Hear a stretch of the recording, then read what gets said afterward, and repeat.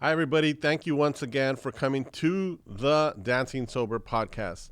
Please subscribe. It's really important to this channel that you subscribe. It's important to the life of this podcast and this channel in general. So please like and subscribe. If you're on the audio platforms, please comment and rate. And I first want to give a shout out to our sponsor, Movita Juice Bar. Go to movitajuicebar.com to see where their locations are, or you can also use your food apps to order something from them delivered to you. Today's guest is none other than singer-songwriter Irene Diaz. Let's get to know her together, and let's jump into it. And here we are, back in the studio, Dancing Sober podcast with Rafa. And today's guest is the wonderful, lovely singer-songwriter. Do you go by singer-songwriter? Irene Diaz. Hello. Thanks for having me. So we were just talking a little bit right before we started, and just talking about how I've known you for a while, but not a lot about you. So I think like together we're gonna like help people know a little bit more about you. Okay. And hopefully also bring new people to know about you that didn't know about you before. Sure. So Irene Diaz, singer-songwriter. When I first heard about you, was when somebody posted back then on Facebook a song called Tricky Game. And wow. You know, I think that song came on Was it the like video. The video. Yeah, the video. The pianos. Yeah. It's Irene Diaz playing all the public pianos that were at the time like brand new, right? They had just been put out. Well, it was called Play Me, I'm Yours. So they were doing it all over different cities and just placing pianos in different areas of like LA. I think they had it in New York. But just major cities, and anybody could just play them. So me and my friend Michael, he decided to do all the videos. I wanted to give a big shout out to Michael Yeah. because he's made some beautiful videos. Oh, he has. Yes. He worked a lot with me in the beginning. Yes, So yes. And I just remember pushing play and seeing the name Irene Diaz, and then hearing the just like this like magical piano player comes on and my God.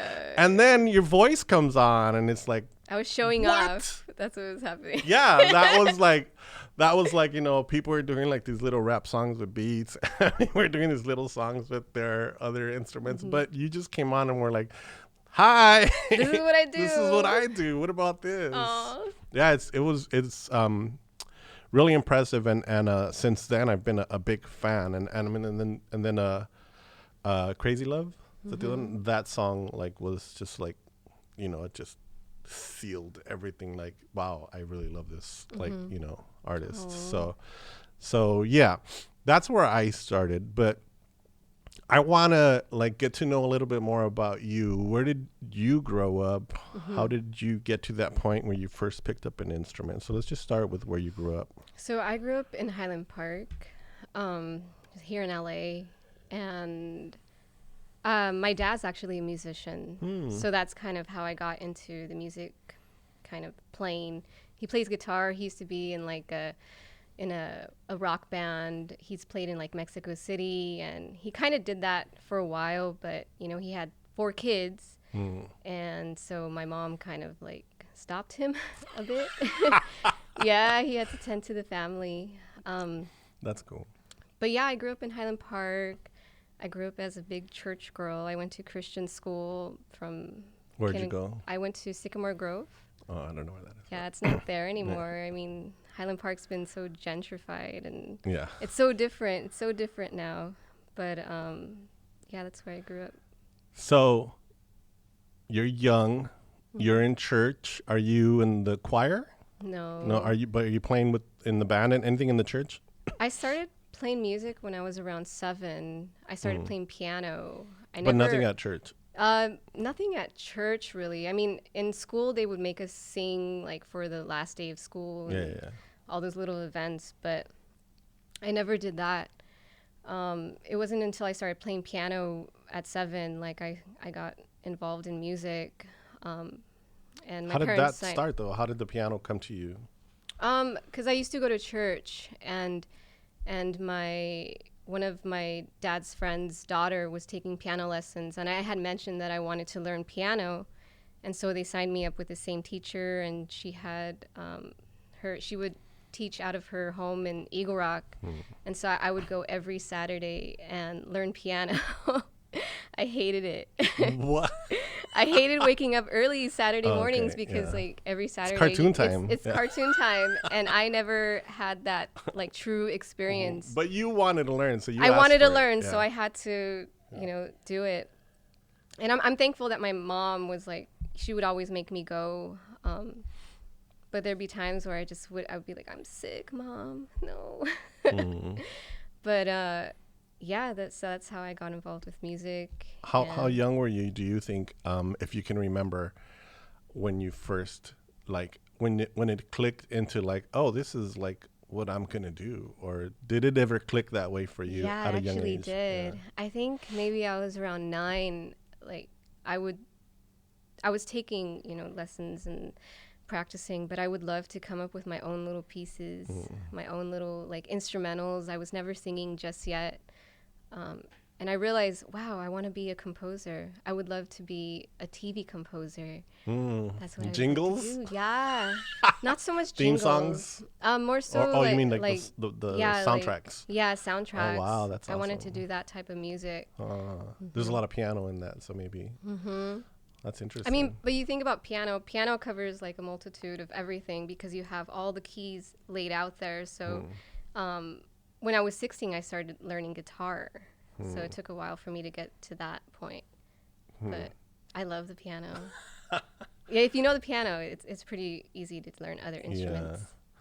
Yeah. With the guitar, how did that transition happen? Because, I mean, you do live shows with both, right? You do, yeah. So how did the guitar come in, and how did that change your, like, your feel, or is that what brought you to singing, maybe? Because with the guitar, you kind of more naturally want to sing, with the right? guitar, I started singing. I was around 16, and it was summertime, and I was just at home, just bored, and so I would pick up my guitar, and actually my dad's guitar, because I didn't have a guitar at the time. I would pick up his guitar and just mess around with it, and my dad would go to work, and he would leave like little notes that had chords on them, and like little love notes too. Yeah. And I would learn that way. It's like, I love you. Yeah. C sharp. Yeah, here's C sharp. Yeah, awesome. So I started that, and then he got me my first electric guitar like at 17, and just from there. But around that time, I think my parents were going through like a divorce, and so I was writing a lot. I was writing a lot of poetry, a lot of sad poetry. It always comes out of sadness first, right? What a trip. Yeah, I think being a teenager, like, it was kind of rough around that time, just because I had so much emotion, and I didn't know how to cope with what was going on, or my feelings, or with best friends leaving you, and all of that, or. And that's around the time where you start falling in love too. So you start to write about things like that too, or. Yeah, but it was interesting because around that time, because my parents were going through their divorce, across the street from where I lived, there was this church that I got involved in, and because my family was falling apart, I kind of embraced the family at the church, and they helped me cope with a lot of things. That's interesting. Yeah. So a lot of the songs that I originally started were about God. Oh, wow. Just like, I'm a sinner. Like, take me as I am. I did a bad thing. Yeah. That's actually interesting because, like, I wanted to ask you, because I think all, if not most, of your songs are about love, right? I mean, it's like the main theme and of your music. Yeah. And so it's interesting too that you mentioned that, because that's a love too, right? It definitely is. I can see that. So Yeah, how did that like manifest into like songs about Jesus, you just said, and then change into like songs about maybe crushes you were having and things like that? When did you I like think when I was switch? around 23, because from 17 till maybe 22, I was going to school. I was trying to figure out like what I wanted to do for my career. I was going to college. I tried going to this school called Marymount. I just wanted to be by the beach, actually. That was in Or Palos by the Verdes. 405, Yeah. I went there for a little bit, and then I came to PCC. I ended up going to Seattle, Wow. Seattle Pacific University. I was there for a little bit. To study what? I don't know. I think I was really searching for God. I was searching for myself. Yeah. And it just wasn't happening. So I ended up coming back here and going to PCC for a bit, trying to figure that out. And by the time I was like 22, 23, I decided that I just wanted to do music, because I was songwriting a lot while I was just in these different places of my life. And I just decided at 23 I just wanted to write music. Just and chase it. Or yeah. sometimes it's not a chase. Sometimes it's just like, just do it because you Yeah, have to, it's just right? kind of You a decision. It's a decision to work on whatever is like exploding from you, because Yeah. it's like you just can't go the other way, because Yeah. even if you try, you get drawn back. That's what's happened to me in the past, where it's like, all right, I'm going to try to get this kind of a job, and it just like pulls you back. So I can see that sometimes it's just like, instead of, because I just said the word like, oh, you had to chase it, but you don't really have to chase it, because it's No, there. it was You just have to there. like let It it was just out. there. Yeah, just like put a lot of this on paper and in notes, I guess, Yeah. right? Yeah. Wow. And I was taking music classes in college, so that kind of helped me learn a bit more of chord progressions. Yeah. And I took like one songwriter class, and that helped a little bit, just like structure wise. Yeah. But actually, I think one of the first like love songs that I wrote was "I Love You Madly," and that one just kind of just came together in 2010. I've played that song like pretty much every set. How did well, I mean, this is dumb to say, but sometimes my questions they sound weird. But how did your voice come to be? Like, how did you know that? Did you just start singing, or did somebody tell you, oh my God, you have a good voice? Because I never thought. soulful. It's thought. like something comes out of you, then you're like, wow. I think for me, I was just writing songs, so I had to sing them. And I never thought of myself as a singer, even till, I think up until like I was recording the album. Wow. Like I hadn't really found my voice or where it sat. Yeah. And during that process, I realized like, yes, I'm a singer. Yeah. I love this. Yeah. I love singing. It's just the vibration that it brings to your body. It's so calming. Yeah. That's really interesting that you say like during recording the album, because like we see you and we're like, wow, this woman's an amazing vocalist. But yourself, you're still growing. Yeah. You're still like approaching these things as like, okay, what am I going to do? And how am I going to do this? And you're literally recording an album, a huge album now that's already recorded and will be released soon. We'll talk about that in a minute. But you're recording this album. You're going through this like, this giant leap in your life, and you're still like, how do I do this? Yes. You're still like, okay, I did that. Okay. I mean, but you're still like also learning yourself, and you're growing as you do this. Because you had your EP, right? Yeah, that one came out in 2013. And what's the difference between like when you recorded that, the experience, and like recording this one? Well, recording that, before I recorded it, I was really I wanted to work with a producer. That was kind of my goal. It was just to find somebody to help shape these songs and just bring them to the best that they can be. And my partner, who's my wife, Carolyn, she was my partner at the time, but she suggested that I just do it myself. And so we ended up working with one of her friends, and we produced it ourselves. We just kind of all the instruments on there are pretty much like real instruments, and it just kind of came together naturally. And Crazy Love, it's funny because like Crazy Love has been one of my biggest songs. Yeah. And when we first produced it, I was like, no one's gonna like it. I was like, it's just so different, because we had recorded it in the tunnel, and everybody loved that version, and it was so slow. It was just so like dun, dun, dun, dun, dun, dun, and very slow and long, and we shrunk the song to like I think 3 minutes and like maybe 28 seconds, and I thought, oh my God, this is so fast. Why is the song so fast now? But it's been the biggest song that everybody loves. I'm just so surprised. That's even for me, like Tricky Game was like introduced me to you, but Crazy Love, like you showed a completely separate side, and it really solidified you in my mind as an an artist that I want to follow and watch grow. And we are watching you grow, and it's such a difficult process. I imagine. I mean, I haven't gone through everything that you've gone through with singing and songwriting, but like I think for the first EP, I had an idea of what I wanted for like visually. I was around the time my friend introduced me to a lot of film noir, and so I wanted that explains the cover. Yeah, I wanted that theme. And so the whole album, the whole EP, if you hear in the beginning, there's kind of like a record plays in the beginning, and then it ends with the record stopping. So it's kind of like it's a work of art. It's a piece. It's a piece in itself. Yeah. And I think you were still thinking of the soundtrack.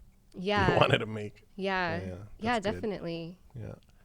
So from that experience to doing this new album, and your relationship with Carla Morrison, like, has that been something that helps ease you to the next step, or I don't know, tell us a little bit about the new album, the process, and working with her and the release dates. So one by one. Yeah, so so after 2013, we released the EP, and my next goal was to make an album. I really wanted to work with a producer this time, find somebody just to help me with all these songs that I had written. And I had tried different people out, but things just didn't work out. And in 2016, my manager, I work with Cosmica Artists, Cosmica Records. Gil had introduced me to Carla. And it's so funny because he told Carla that I was wanting to record music. And around the time, like, I was kind of freaked out about Messenger on Facebook. And they were just saying, like, oh, they saw your information and all this. And so I deleted my Messenger. And I was like, oh, I don't want that. Oh. And then Gil, like, had told me, he's like, Carla Morrison hit you up, like, in your Messenger. And I was like, what? That's hilarious. Oh my God. And so I downloaded it back, and sure enough, she was like, oh, you know what? Like, Gil was telling me that you want to record an album. I'm not much of a producer, but my boyfriend and his brother, they've helped me, and so that's how I got linked up with her. That's awesome. And her now husband, Alejandro Jimenez, and then his brother, Damian Jimenez. And so the three of them produced your new album? Okay. And Carla Morrison, she helped with like a lot of like the choosing of the songs, just a lot of support. I actually stayed in her apartment when I was in Mexico City. So That's awesome. She was just like super supportive. How long were you down there for? So I was there, I started the process January 2017. Yeah. And so, it's 2020. It's almost 2022. And just like, so people get an idea of how difficult it is to put something like this together. Oh, yeah. Yeah. When I brought the songs to the guys in 2017, they were just demos. Yeah.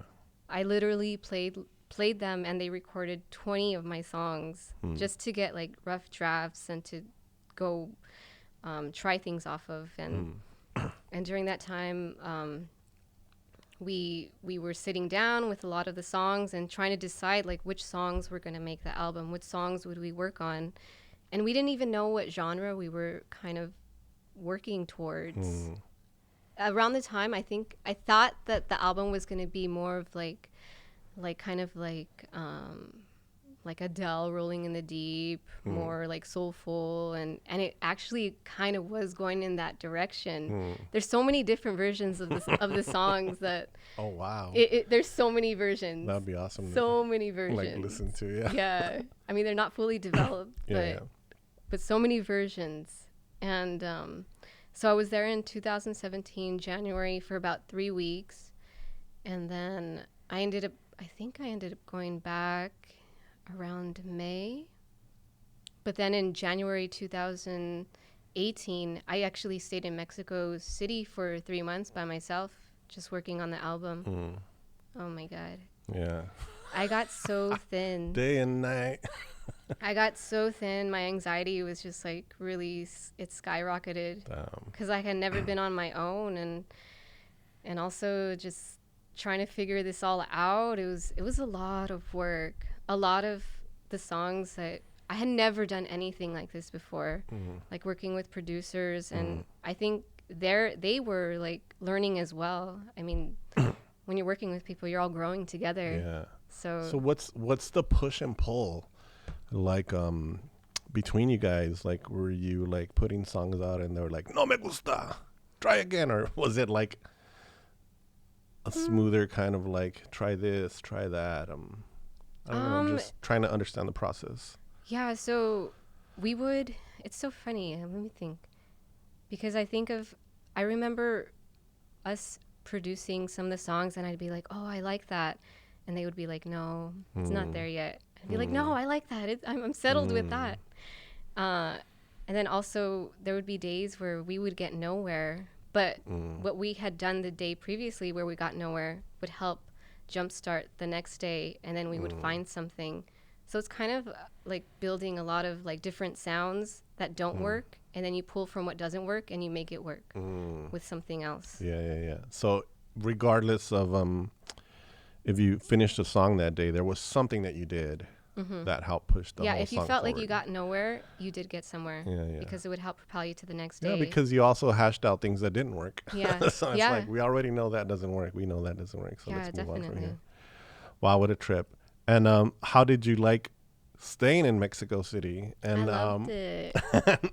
how was your Spanish down there? Like, how did you manage all that?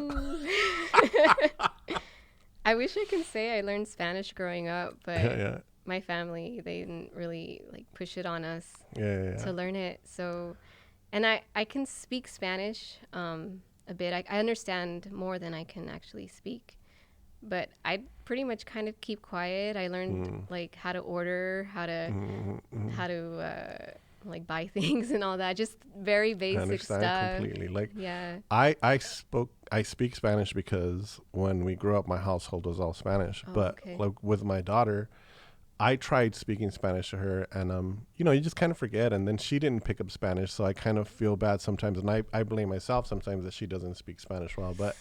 But I understand like your position of like, I just didn't grow up around it, and on her mom's side of the family, there wasn't a lot of Spanish at all. So, anyways, it's nothing to be ashamed of. Is what I'm saying. Like, it's just different upbringings. I think for a long time I was ashamed of it. Yeah, there's a group. I'm gonna give a little shout out to a group called Spanish Sin Penas. It's like, don't be ashamed of the Spanish that you do know, or something like that. You gotta look them up. I like that. They do a little more than that, but shout out to them. Oh. I was gonna ask though, because you do have one song that I remember that you did in Spanish with Olmeca, right? ¿Cómo se llama esa? Pedazos, Pieces of Me. Pieces of Me. Yeah, and you sung in Spanish, and your Spanish is great in that. Yeah, I think I can get by. Like, but now, like hearing this and knowing that, your language barrier, and that your father was a musician. So now, will there ever be a Canciones de mi Padre, from you? That would be interesting. I haven't planned anything like that. Yeah, but that's the trip. Yeah, my dad, he knows Spanish, but it's very broken as well. Yeah. So he did like a rock and roll kind of a band. Oh, okay. Wow. Yeah, that's a culture clash, things like that. So, but being in Mexico, you were able to order and La cuenta, por favor. I got real good at numbers.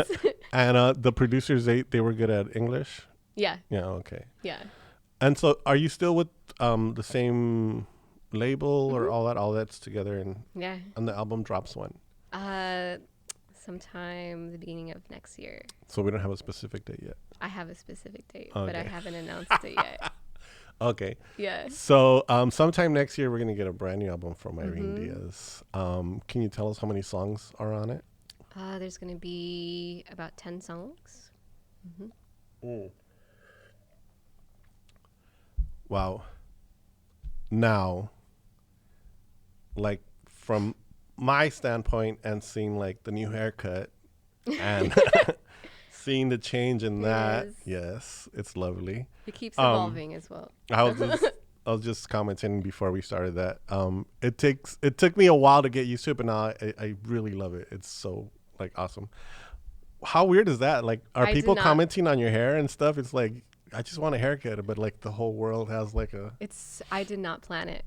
Oh. It was just something that just very spontaneous. Okay.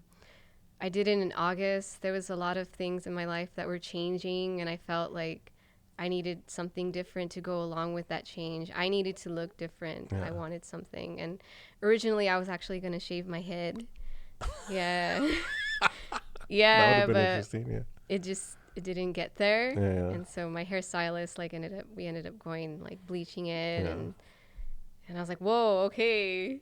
It took a while for me to get used to it, and there's been times where I miss my long hair, but I'm kind of loving that it just keeps evolving. Yeah. Yeah, exactly. Since the day you cut it, right? There's like little changes there. And I've realized how much my hair grows. Like, it's grown about 2 inches since August. Oh, that's awesome. So with the changes that that I'm seeing, and I'm just wondering, like, musically, what kind of changes can we expect? Or what kind of changes have you gone through, like being in the studio? And when I was in the studio, like, so the album is very pop. It's just pop. Pop. And all of the songs are so different. They all touch on, the album's called Lovers and Friends. And it touches on just different points in my life, different experiences I've had. They all have their individual story. And what was your question? You asked me. The changes in the album. Like, the changes. Yeah. So I'm just noticing the physical changes. So like, what are the changes in like style of music? So this is more poppy. Yeah. And but it's all about love still. Right? It's still all about love and relationships and heartache and beauty and just love. How do you feel in this new world, or I don't know how new it is to you, but how do you feel like in like being that it's a pop album? Like, I think at first I was very scared. I was like, oh my God, because personally, like I didn't feel like I was enough for it, because there's just these big sounds. There's this voice that it's my vocals. And when I was recording the album, I felt like I did not know my voice. I didn't know how to place myself inside of this new sound. And these were my songs. These were the songs that I had written, these were my babies, and I didn't know how to, I didn't know where to place my vocals. And actually, even when we were doing the recording of the vocals, at that time, that was back in 2018, the guys ended up flying out here, and we did vocals at Pure Music. Like, thankfully, they were so nice to let us use their space. But yeah, around that time, I didn't have confidence in my vocals, and I started taking vocal lessons, and that really helped my confidence a lot. I learned about head voice and like chest voice, and I was like, oh my God, okay, I can sing from here, but I can also let my vibration just kind of like circle around here. And playing with those two, like, I really like just playing with them. And for most of the songs that I've been singing, like the sets that I've been doing, I've been singing with a lot more head voice. and I like it. I really like that I know how to differentiate between the two. Just tools for you to use, yeah. Yeah. Like draw from. Wow. Yeah. And have you started planning live shows? You have a show Monday, right? That's opening for Carla Morrison. Yeah. At the Roxy. So that's exciting. Is there still tickets for that? No more tickets. They sold out in like 45 minutes. Okay. But getting to you and your live show, is that changing? Are you planning already like to like hit the road and things like that? I'm not planning on hitting the road just yet because I don't have a tour lined up. But I've played a few shows with a live set. I did grand performances back in August, and that was the first time that we had presented the live set. We were originally going to do it back in March 2020. March 23rd, actually, 2020. Yeah. I was going to open up for Angelica Garcia. Wow. And it just didn't happen. Like, I think that was about the last time that I saw you guys was it around that time? Yeah, right before that at the Paramount. Wow. Oh, yeah. Yeah, it was we right were before one of the that. first, and that was just an acoustic set. Yeah, and that was a quick set for the opening. But so right after that, you guys were going to start the tour, and then the pandemic hit. And then the pandemic hit. Damn, that slowed everything down. It really did. Yeah. Because we were planning on just playing the live set, like trying to get dates and all that, and it just didn't happen. So now, do you want to talk about like what kind of a live show we can expect? Is there more band members? Is there? No, it's just me and Carolyn. Well, that's awesome. It's awesome. That's all you need. Yeah. I'm kind of playing around with using band members right now. But for the most part, like Carolyn and I, we can just do the set on our own. Yeah. Because we have like backing tracks, and I've been learning more about Ableton Live. Yeah. So it's been a lot of troubleshooting. And just because it's just us, we don't have right now. We're not using like a sound engineer, and because we don't have like a huge budget really. So planning your record release, planning to tour. Yeah. How does that fit into your schedule at Trader Joe's? You know what? Actually, back in August, I was gonna quit. Yeah. It's time. Yeah, I was like, it's time for me to leave. Like, I mean, of course, you need to pay your bills, that. but yeah. Yeah. And so I ended up not quitting because like I do love like I love the people I work with. Yeah. I like it because it's very you could just be in your head all day. Yeah. Like just like moving things around. Yeah. Okay. Yeah. I think it's great.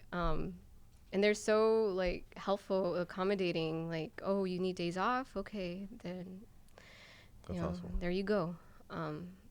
But so I cut my days down to like 1 day a week, and just trying to focus more on the music. And I think that's been really helpful.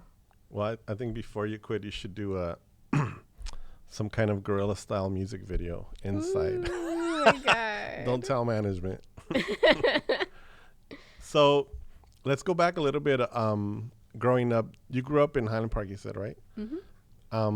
I don't know, just tell us some stories about like growing up, what things that shaped you, things that what are the things that like made Irene Diaz like always like think about love and want to write about love? And I think church. Yeah. Church, Are you still a big church person? Do you go? No. For me, like I've pulled away from it. I have a hard time like just because I grew up in it so much, and there was like a lot of guilt, a lot of fear-based emotions, and I don't know. I keep thinking, oh yeah, eventually I'll go back and like try to find it, but I think finding like your own personal like relationship with God is where I would like to go, but I still feel myself like resisting.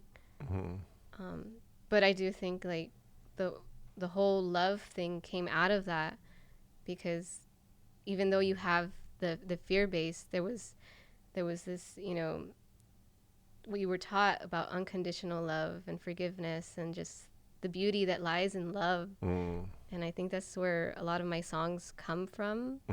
Like that was kind of the seed of it all. And as a teenager, when you started to play, did you ever perform around like places in Highland Park or?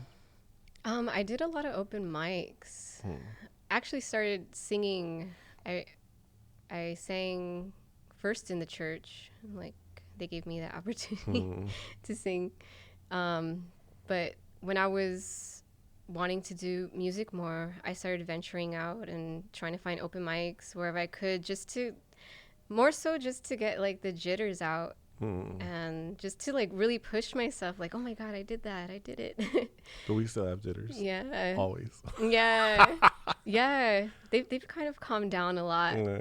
But yeah, I would get so nervous that my stomach would hurt and I'd be like, oh, I don't know if I could do it. But like, it's so funny because I think about singing, and I think how singing is such a calming, relaxing thing.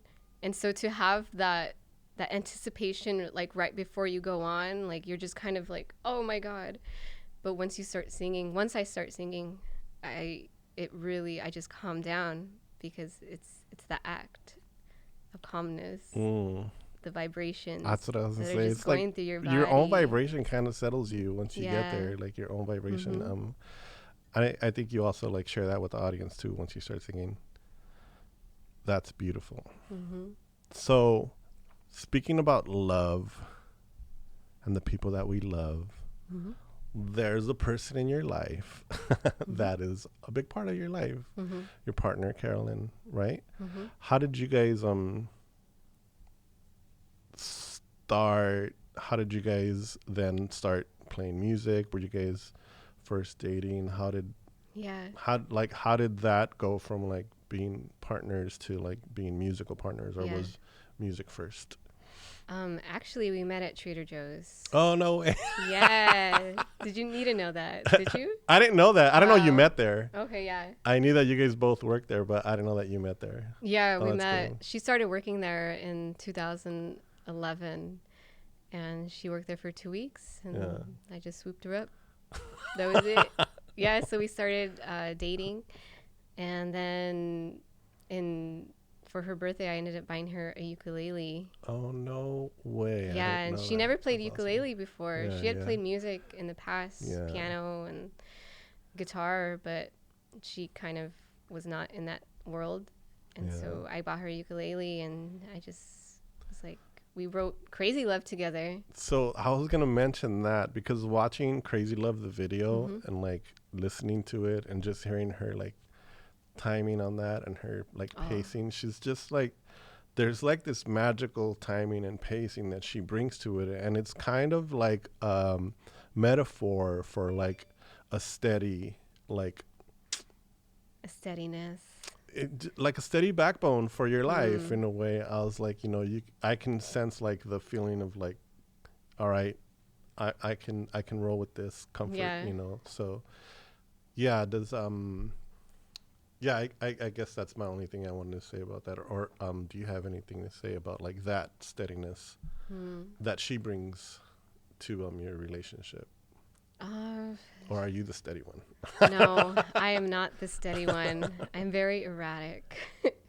I'm very much all over the place, and she's so much more organized than I am. She's really good. She basically, like, when we first started dating, you know, the early stages of dating, it's just like, it's just about you two. And I was like, oh my God, I need to do the music. And like, I told her about it, and she was like, well, do you want me to help like manage you? And so she ended up helping me, and she ended up introducing me to like a lot of different people that she knew, because she used to work at Virgin Records. So she was kind of in the music scene already. What a trip. Yeah. And so she introduced me to one of her friends named Val, and he knew Aaron Bird. Aaron Bird from KCRW. And so we got introduced to him, and then like he kind of helped us get like different shows, and You got the Tiny Desk concert Oh, too, which is such a big deal. Yeah, that was I remember amazing. seeing that going like, wow. How was that little experience? I would say that was the one of the highlights of my career. One of the most exciting experiences, because you enter the office and it's just bright, and it's literally in an office. Literally lit. Yeah, it's lit, and it's literally an office. And everybody gathers around, and they're all attentive, they're all quiet, and there's actually no amp, so you're singing everything a cappella because they're recording it like this. Wow. And so you're projecting as much as you can, but everyone was so appreciative of it. And wow. Yeah, you just felt the energy there at NPR. Yeah. They're really legit people. That's beautiful. Getting back a little bit to Carolyn, she was the first one that reached out to me when I was first like following you guys, and I think I first said hi to you guys outside of Eastside Love. I forgot. Remember we took that one picture outside? Oh yeah. I don't know if that was first or the photo shoot that we did first, but I just want probably that first. I want to post a ppicture. So look right here. Yeah, it was pretty iconic. This picture that I took way back 2012-ish. Oh, I think that was like 2000, maybe 14. Oh, 14. Oh yeah, you're right, because I was in that studio over there. So 2014 is when I took that photo. Yeah, and that's when I first met you guys, and I just remember always like Carolyn would text me. She would schedule everything, and then you would just show up, be like, "Hi, I'm here." Yeah, like, I got this. But yeah, so I can see like from the beginning what an important role she plays in your life, plays a big role. and on and off stage. Mm-hmm. Wow, yeah. So that's shout out to her. Yeah, shout out to Boo. Yes, shout out to the Boo, the Bay. So I guess let's talk about let's go moving forward, because I was thinking about how long it's taken you to release this album, and when you got to start recording this album, you had 20 songs and you're only releasing 10, and I'm sure that since then you've written a number of songs. Oh yeah. When is the next project coming, and are you even thinking about that yet? Or I know that it's here. It's already started. Yeah. Oh, you already started working on it. Yeah. Oh wow. Well, during the pandemic, what else could you do? Tell us the scoop. I started it during the pandemic. That's awesome. Like I spent a lot of time like doing more stuff on Ableton, learning that, and producing. I'm not much of a producer, but like just getting my ideas like more solid. Yeah. Rather than just them just being like just straight guitar or straight piano. Yeah. Like playing around with that. It was really fun. So in that sense, like the pandemic kind of slowed things down, and I was allowed to just explore myself and just my genre, my next genre. So. Like I don't want to know more. Yeah. Not yet. It's kind of exciting. Let's focus on the new one. What's the new one called? Lovers and Friends. Lovers and Friends. And I'm sure that title is because of the people around you. It's that title because of all the experiences that I've had with lovers and friends. There's a piece of them inside this album. Okay. Wow. Do you have song titles you can share? Well, we've released 2. We've released 3 already. 3, okay. Yeah, so we released another Observer. Okay, I don't think I heard that one. That one was back in 2019. And around that time, I thought the album was ready. I thought it was ready to go. So I was like, let's do it. Let's release it. And so we released that in 2019. And that was in December. And then 2020, the pandemic hit. So everything slowed down. And I ended up doing like a live EP of some of the songs off of the album. Like I didn't do Push, but Me and My Babe. I don't know if you've heard that one. Me and My Babe. I really like that song. But we released a video for that back in 2020. Okay. An acoustic version of it. But and you've also gotten back to the tunnel. Oh yeah. Which is really cool to see again. Yeah. That was like one of the first digs when I first heard Tricky Game. I like went and heard all of your tunnel stuff from back then. Yeah. So now to see it again, it's really fun. It is. Can you tell us where the tunnel is? I don't want people to. Well, it's by the beach. I don't want to burn the spot. It's by the beach. Yeah. That's all I can say. But I don't think anyone would get to know where it's at. Yeah, no, I think that's okay. It's kind of an adventure. Yeah, I think it's okay that you don't tell people where it is. Yeah. But yeah, that's really nice to see you guys doing that again and sharing that with us. Yeah.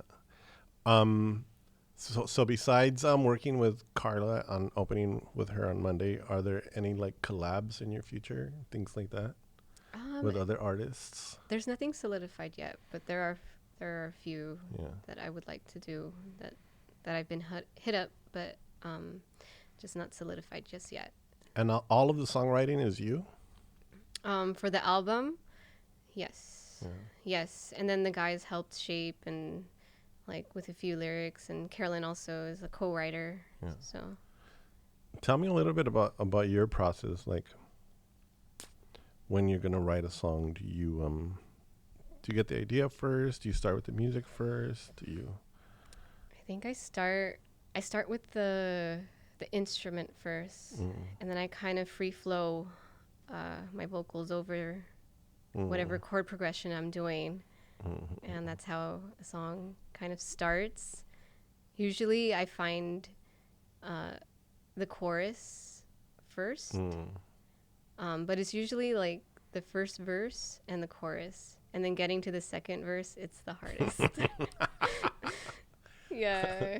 It's hard because like you're trying to figure out how to connect it. Well, during the whole process, you're kind of figuring yourself out. Yeah. Because I write from a very subconscious place. Like I find out what I'm going through when I write a song, and I think that's what's beautiful about music, is that it's very therapeutic, it's very freeing, it's very telling.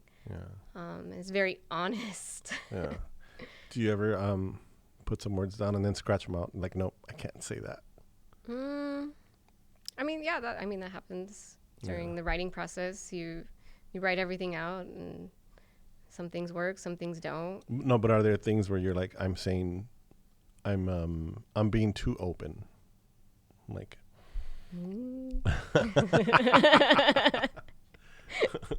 I would say if it's like dirty or something, I'm like, oh, this is a little too dirty. This is too raunchy.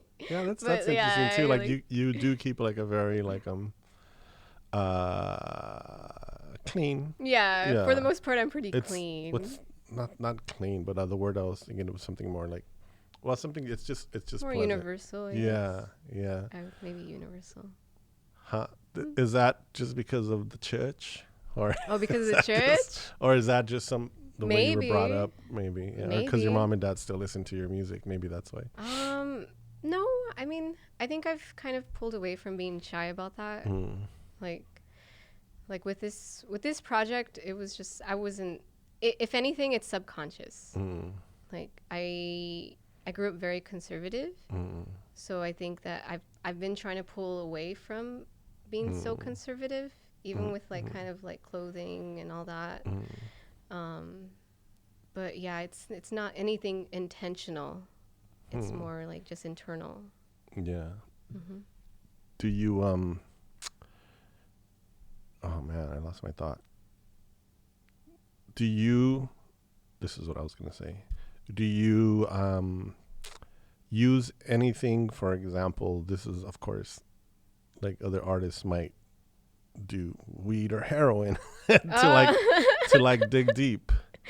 Like what are the moments weed or heroin? Oh my god. I'm just saying, for example, right? For example, some artists do, and that's how they dig deep. Go on trips? Yeah, I mean, go on trips. Mushrooms and stuff like that. Mushrooms. But I know that you don't do that. I don't imagine that you do. So like my question then becomes like, what does Irene Diaz do to like dig deep? Is it just meditative? Is it how you wake up one morning? Or? I just do it. Yeah. I just do it. I just write the song. Yeah. I just go for it and try to figure it out. It's like, it's creating. Yeah. I just get off on creating. You just start putting words, or the music just starts and I try to figure it out. I'm just trying to figure out what is this song trying to say? I mean, I'm not like, oh, what am I trying to say? It's more, where is this song going? They do write themselves sometimes. Yeah, they do. Like, you're just kind of like a vessel for them. And then even when you release them, it's like, it's not for you. Like, it's for others. Like, there's your song. Like, you can like interpret it however you like. You can relate it to, you can dedicate it to whoever you want. Yeah. That's for you. Wow, that's a trip. Yeah. Let the babies go. I always talk about that. Let the babies go. Yeah, because it's a trip and you just have to like say goodbye to it, and people will hate it or love it. And yeah, it's a trip. So is there though like how first when we were talking about it, we're like those first sad years, like the years of being like young and depressed and sad, like, you know, that's what like drew it out of you. But like now as an adult and in different experiences, like what draws that out of you? I'm always trying to like figure out like where we pulled it from. So that's like what I'm like trying to get at. Like, is there like, where do my sad, depressing songs come from? No, or, like not just that, but just in general. Just in general, like how do songs, like what triggers it? Well, what do you... An emotion, it's living not even, life. Yeah, it's not something that can just be answered like, oh, well, a cup of coffee. I think living life experiences and seeing the experiences of your friends. And it just helps fuel the fire of a song. Digging deep. Wow. I love it. Yeah. And how was your experience from writing songs at 15 to now? What's different? Now I feel like, well, now like today, like I feel it's like more mature. Do you feel though like it's does it ever feel like a chore, or are you still like a well that's just like... It's funny because like I have a lot of song ideas right now. Like I could go through my phone and I can see all kinds of voice memos, and those are things that I need to go back to and like finish and work on. But is it a well? Yeah, it's just like pulling things out. It's just working on them. And when you find like the pieces, it's like just so satisfying. Yeah. It's so satisfying when you finish the song. And even then you don't finish the song because you bring it to your producer and they're like, okay, let's do something different. That's tough. I mean, of course, I've never done anything like that, but I can't imagine that part. Like, and then reshaping it. That's what I wanted. That's what I wanted for this album. I really wanted them to pull things apart, and that's definitely what I got. So. And that drops next year. Yeah, beginning of next year. That's so exciting. Any other plans that you guys have after the drop? Any music videos maybe? Are you working with Michael again? Because that would be nice. I like working with Michael. Nothing planned just yet. Yeah. But it'll all be announced. Yeah, okay. When the time comes. So we're getting close to the end, and I usually ask my guests a question, and I ask you to answer in one sentence. And it's a simple question, but think of it in general terms as much as you can. And it's just, Irene Diaz, how do you do it? I just do what I do. That's pretty much it. That's about it. Is there a magic sauce? Is there a magic sauce? There is love and attention. I like that. Irene Diaz does it with love and attention to the detail, to whatever you're working on. Yeah. So with that, just let people know where we can find you online, Spotify. So I have a website. It's Irene Diaz Official. On Spotify, you could just find my name, Irene Diaz, and Irene Diaz Music, Instagram, and Facebook. And I started a TikTok, so yeah, it's kind of exciting. Are you doing dances or just? Oh my God, I'm trying. I'm like, what do you do on here? That's funny. Okay. No, but I'm posting videos. Yeah, TikToks are fun. I mean, I'm 50, so I can't do them, but you could do it's them. fun to watch. Yeah. Oh my God. Is there anything else that you would like to say before we say goodbye? I just want to say thank you for the support all these years. Thank you. Thank you for inviting me to your show. Oh, I we're really honored. appreciate that. Thank you for coming. Yeah. And I just want to say thank you to our studio here at Outer Circle Media. And thank you to our sponsor, movitajuicebar.com. Have a beautiful weekend.